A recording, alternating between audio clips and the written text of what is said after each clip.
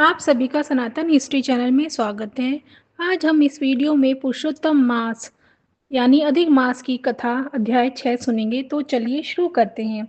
देवर्षि नारद ने भगवान नारायण से विनम्रता पूर्वक पूछा, हे प्रभु, जब भगवान विष्णु अधिक मास को लेकर गोलोक पहुंचे तब वहां क्या हुआ, कृपया करके विस्तार से बताइए।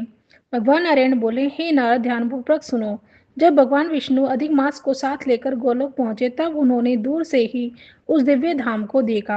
वह स्थान मणियों के खंभों से सुशोभित, अद्भुत प्रकाश से भरा हुआ और अलौकिक तेज से युक्त था।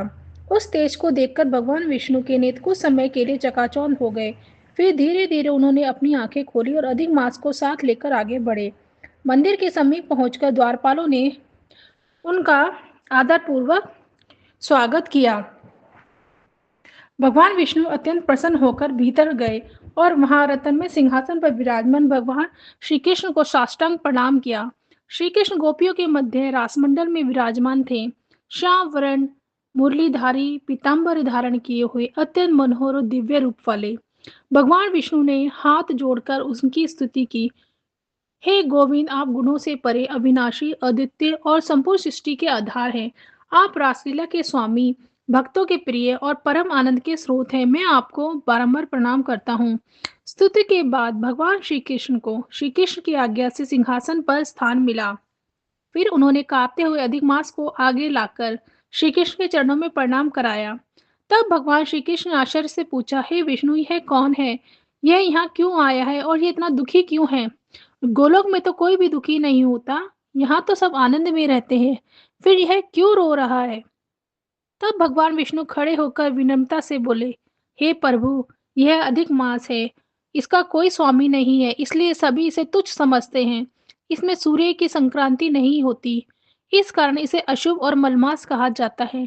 सभी शुभ कार्यों में इसे वर्जित किया जाता है और इसका अपमान किया जाता है। वे आगे बोले, हे नाथ, अन्य सभी मास, काल, ऋतु और सतह अपने अपने स्वामियों के कारण सम्मानित हैं, परंतु यह अकेला और निराश्रित है। इसी कारण यह अत्यंत दुखी होकर मरने तक का विचार कर बैठा था। तब यह मेरी शरण में आया और मैं इसे आपके पास लेकर आया हूँ। इसका दुख अत्यंत गहरा है, जिसे केवल आप ही दूर कर सकते हैं। भगवान विष्णु ने आगे विनती की, हे प्रभु, वेदों में कहा गया है कि आप दूसरों के दुख को सहन कर सकते हैं। जो आपकी शरण में आता है वह कभी दुखी नहीं रहता। इसलिए इस अधिक मास पर कृपया कर इसका दुख दूर कीजिए।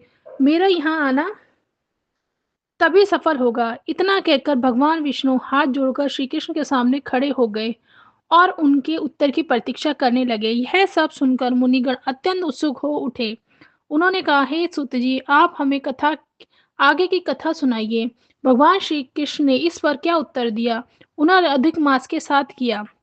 इसी के साथ यह अध्याय यहीं पे समाप्त होता है। आगे की कथा सुनने के लिए आप हमारा नेक्स्ट वीडियो देख सकते हैं। धन्यवाद। आप सभी को हमारा यह वीडियो कैसा लगा, प्लीज़ लाइक शेयर सब्सक्राइब जरूर कीजिए।